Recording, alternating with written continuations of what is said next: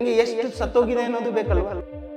KCI ವಿಚಾರ ಅಂತ ಬಂದಾಗ ಪಾಪ್ ಒನ್ ವಾಯ್ಸ್ ಫೌಂಡೇಶನ್ ಅಲ್ಲೇ ಸಾಕಷ್ಟು ಪ್ರಶ್ನೆಗಳಿಗೆ ಅವರು ಉತ್ತರ ಕೊಡಬೇಕಾಗಿದೆ.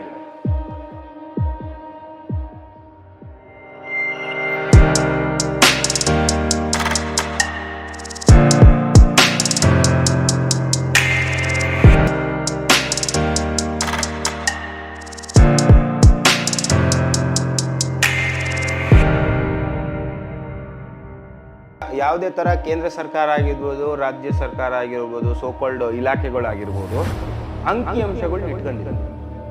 ಯಾವುದು, ಎಷ್ಟು ಪೆಟ್ ಶಾಪ್ ಇದೆ, ಕರ್ನಾಟಕದಲ್ಲಿ ಎಷ್ಟಿದೆ, ಬೆಂಗಳೂರಲ್ಲಿ ಎಷ್ಟಿದೆ, ಇಡೀ ಇಂಡಿಯಾದಲ್ಲಿ ಎಷ್ಟಿದೆ ಅನ್ನುವಂಥ ಅಂಕಿಅಂಶ ಯಾರು ಇಟ್ಕೊಂಡಿಲ್ಲ.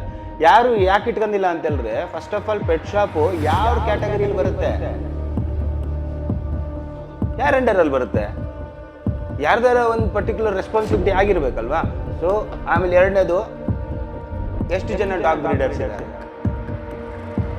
ಅವ್ರಿಗೆ ಯಾವ ಥರ ಒಂದು ಎಜುಕೇಷನ್ ಕೊಟ್ಟಿದ್ದೀರಾ, ಅವೇರ್ನೆಸ್ ಕೊಟ್ಟಿದ್ದೀರಾ, ಯಾವ ಥರ ಟ್ರೈನಿಂಗ್ ಕೊಟ್ಟಿದ್ದೀರಾ, ಅರ್ಥ ಆಯ್ತು. ಎಷ್ಟು ಜನ ಪೆಟ್ ಓನರ್ಸ್ ಇದ್ದಾರೆ ಇಂಡಿಯಾದಲ್ಲಿ, ಎಷ್ಟು ಪೆಟ್ಸನ್ನ ಬ್ರೀಡ್ ಮಾಡಿದ್ದೀರಾ, ಅಂದರೆ ಪಾಪ್ಯುಲೇಷನ್ನು ಎಷ್ಟು ಹೊಸ ಬರ್ತ್ ಎಷ್ಟು ಆಗಿದೆ, ಹಂಗೆ ಎಷ್ಟು ಸತ್ತೋಗಿದೆ ಅನ್ನೋದು ಬೇಕಲ್ವ.